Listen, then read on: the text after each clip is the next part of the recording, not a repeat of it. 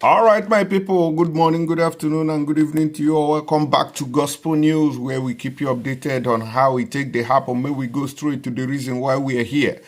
Now, as it happen, on a no state, there has been raid in this Niger Delta region after they said that about 17 soldiers were sent to judgment by militant there, Novice Mountain.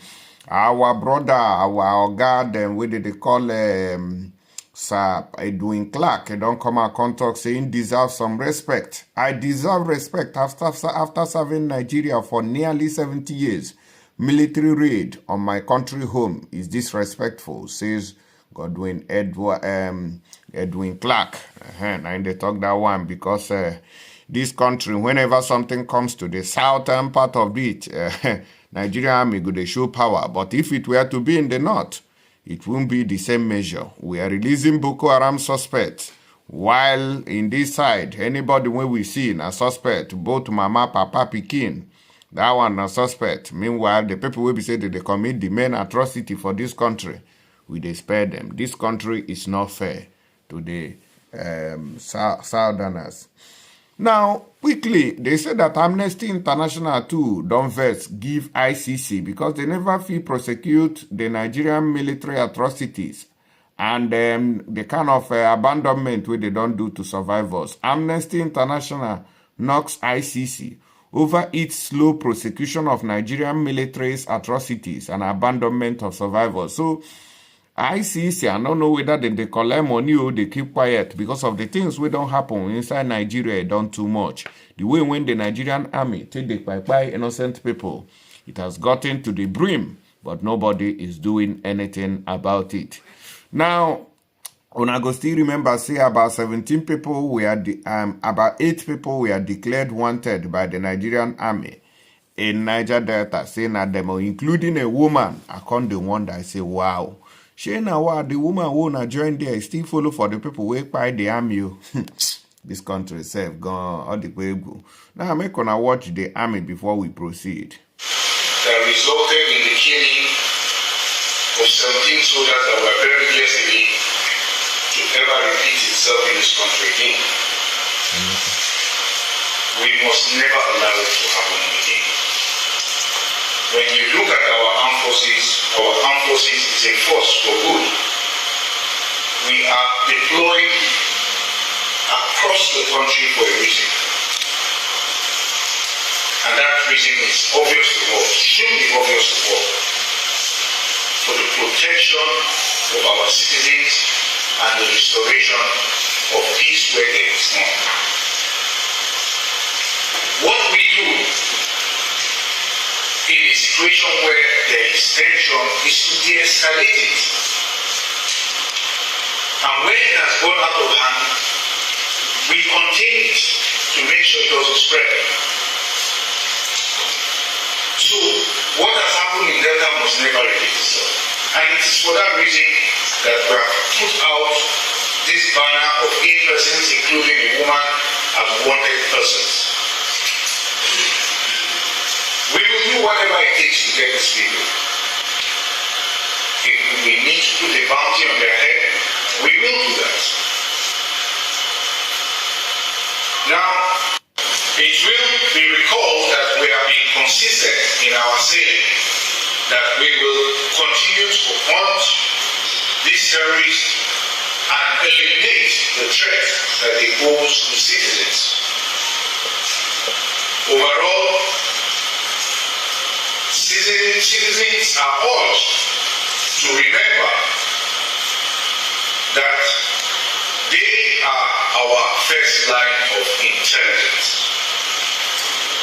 Accordingly, we all have a collective responsibility of doing right.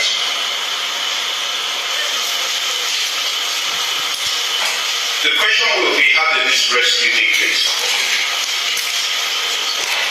The rescue operations was based on collaboration between the military, working with local authorities and government agencies across the country in a coordinated approach. process demonstrates the unwavering commitment of the armed forces to secure and protect the citizens of this country against harm and acts of terror. Well, in that operation, the pressure of the military operations created a significant level of distress, both for the terrorists and the children. Given that situation, our line of interest was the children. The level of distress that was created by the children was sufficient enough for troops to exploit in their rescue. It's a force for stability that employs both kinetic and non-kinetic measures to achieve the desired end state. Now, prior to this ugly incident in Delta State, the military had constructed several and executed several projects in Delta State. All right, Mona, don't hear how the military take they talk the thing small for them. No be small thing. I don't know how this one take happen. Anyways, may we go straight and find out what Amnesty International is saying here. Global human rights body, the Amnesty International, has slammed the International Criminal Court ICC office of the prosecutor OTP for the slow investigation of the atrocities committed by the Nigerian military.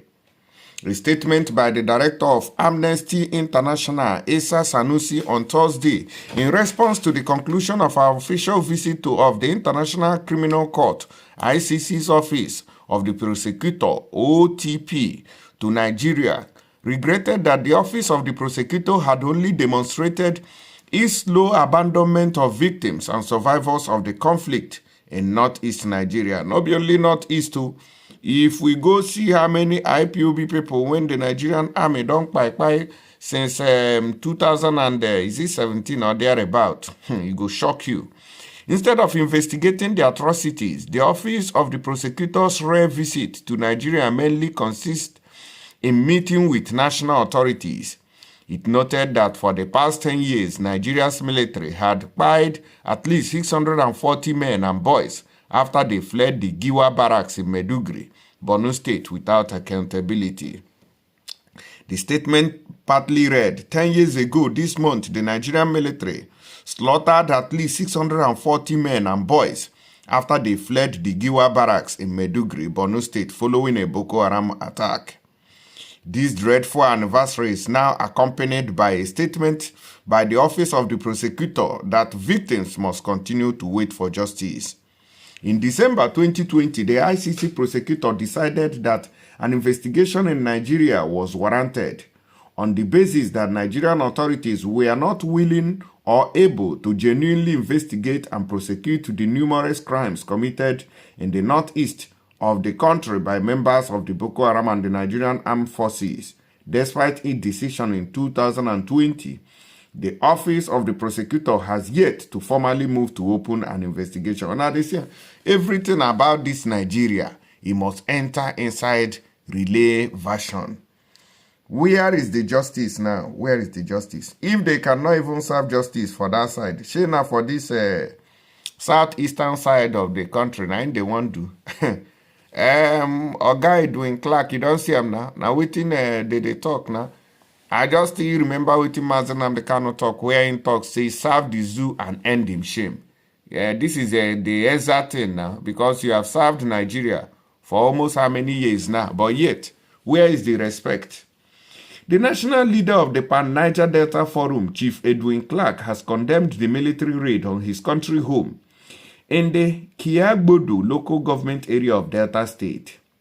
Clarke, an elder statesman and former Minister of Information and Communication, also warned that if he dies suspiciously or if his death is linked to state actors, no one can tell how far the fire will rage. This is contained in a statement issued on Tuesday in reaction to the invasion, which he said the state governor was not aware of, recounting how he was inundated with calls informing him of the raid by military personnel in search of one vote, a militant suspected to be linked to the buying of 17 military personnel in Okuama. The elder statesman said that after the invasion, the commanding officer of the Nigerian Army Division in Port Harcourt called and apologized for the raid on behalf of the army. He said that information available to him revealed that soldiers stormed the community with over 30 soldiers transported in 5 trucks. According to him, drones were also used on the premises. Some of them went to the buildings behind the main house and broke all the doors that were locked, he lamented. The elder statesman said, the soldiers marched out my staff living in those buildings, including lecturers at the university, and made them sit on bare ground. So the military left what they were supposed to do, and they went and raided Edwin Clark home. Clarke said that the soldiers didn't stop at his house, as they also broke into my late brother, Ambassador Aporide Blessing Clarke's house. He described his late brother as a man who served this country internationally in various capacities, including as Nigeria's permanent representative to the United Nations and permanent secretary, Minister of Foreign Affairs, saying both of them shared the same premises.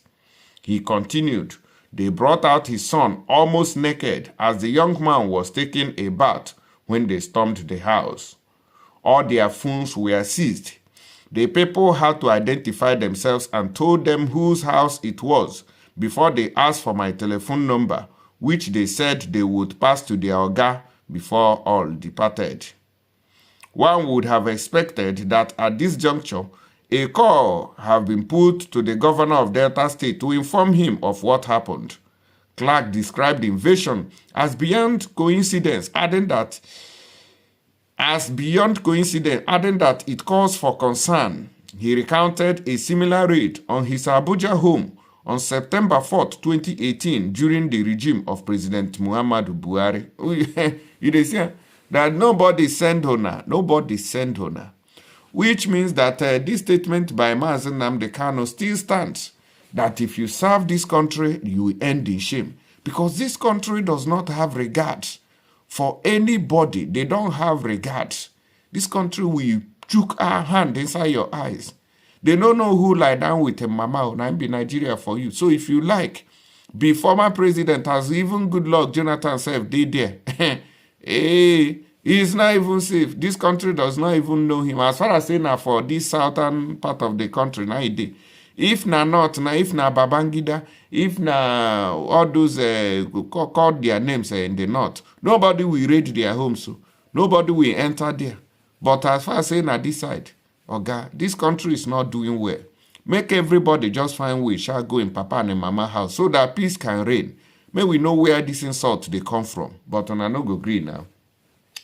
He said that whoever authorized such raids was disrespectful and unlawful, adding that he did not deserve it as he had served the country for nearly 70 years in different capacities.